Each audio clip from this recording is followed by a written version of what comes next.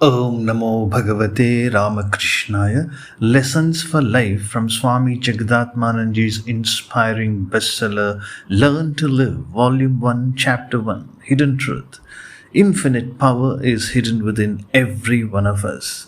This is the fascinating story of Duncan, a young English merchant who sacrificed his everything for transforming a savage race and showed that old die-hard habits can be conquered with new constructive habits and a positive environment.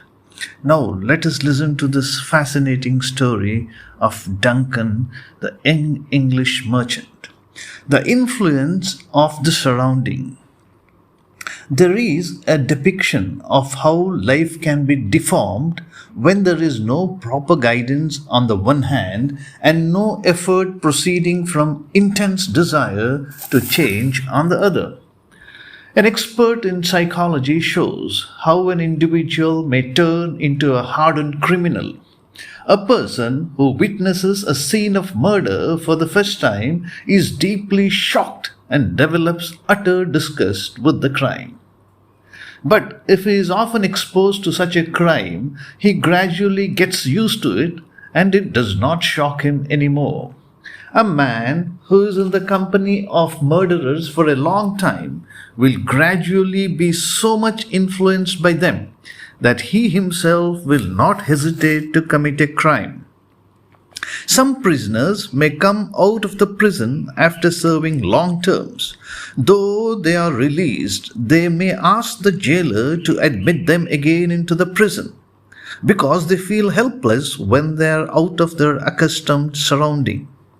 People who have lived in the midst of filth forget all rules of cleanliness and somehow get used to the filth. That is the influence of environment. Is it possible to lift oneself from such a mire?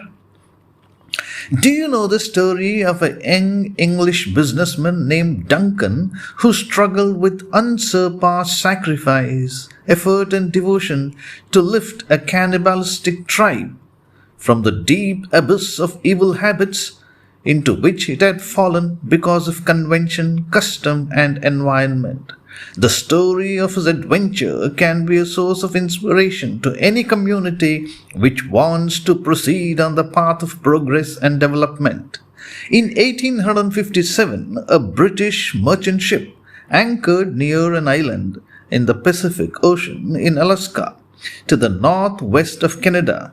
The young merchant on the ship shuddered at what he saw on the shore of the island. Hacked limbs of more than 20 corpses lay scattered on the island.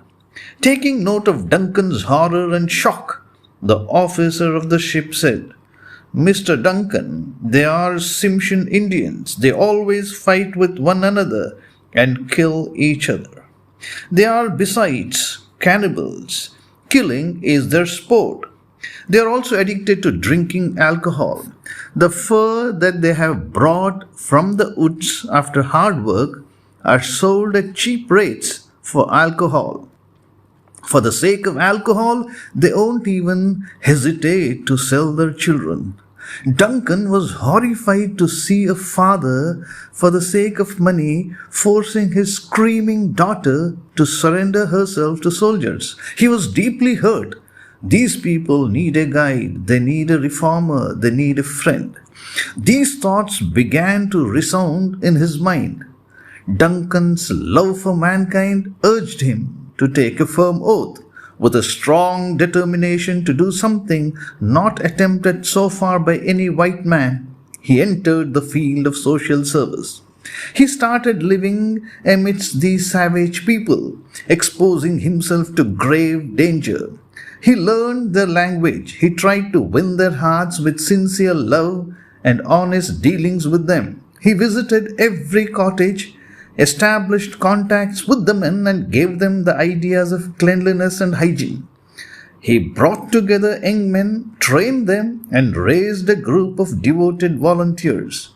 He took up projects for the social and financial development of the people. He introduced different useful occupations for them. taught them the sense of dignity of labor and the art of gainful employment. He founded churches and instilled religious feelings among the people.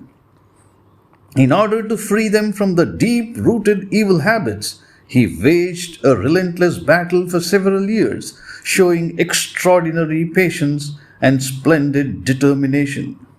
It was not easy to carry on this long drawn struggle. Great undertakings are always fraught with many obstacles, said Swami Vivekananda. This statement became true of Duncan's social service. The very people whom he wanted to serve rebelled against him. Their leaders opposed him. The businessmen who had been fattening themselves by exploiting the people opposed him. The priests were against him. But all these adversities he faced with unparalleled courage, enthusiasm, self-confidence, and unending struggle, single-handed, but with success. His struggle bore fruit after 60 years. The Tsimshian community, once notorious for the terrifyingly savage behavior, are today a very peace-loving, gentle and cultured group of people.